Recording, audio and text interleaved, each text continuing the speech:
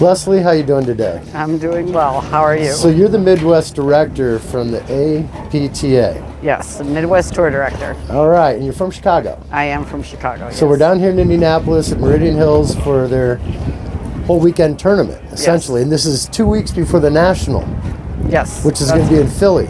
Yep. So why don't you tell me a little bit about your part in the organization, what you do, and how long you've been doing it? I've been Midwest Tour Director for 2 years now. This is the first year I'm really handling them on my own. Okay. My job is really to just corral the players, make sure they know who their opponents are, make sure they know what court they're on, make sure they get there on time so we can keep the tournament moving, deal with any unexpected problems, and just be here to represent the APTA. So when does the season start? How long is the season? The first tournament I did was at the end of October. Okay. And the season will end with Nationals 2 weeks from now. So how many teams compete throughout the entire country that get to the point of Philly? How many are battling the whole way to eventually? You know what, that's a question. I think it's a 32 team draw, I think. But I would have to double check that. So you and I were talking earlier, and you were talking about how this is not a game of so much the wins, it's more of the things that happen along the way. No, I was saying it's a game of patience. Of patience, yes. That it's waiting for the right opportunity. It's not a game of winners. It's a game of creating errors, and that comes generally with patience, although the game is changing a little bit.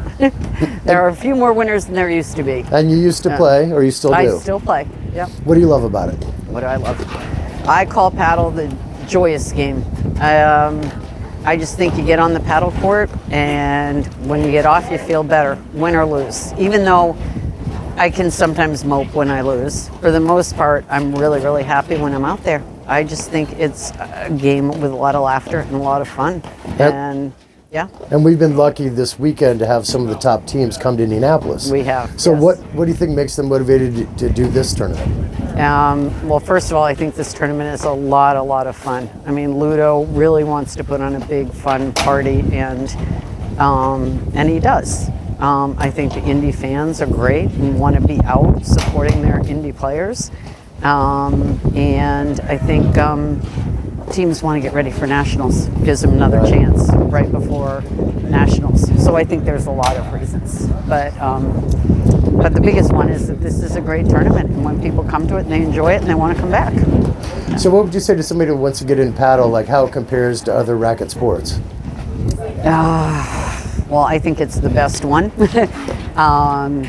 You can play for a long time at a good level, even as you get older, because the court is smaller, and because you play off the sides and back. You have to know where to go, but you don't have to quite have the speed you had for tennis. Right. And my favorite thing about it is it requires both your brains and physical ability.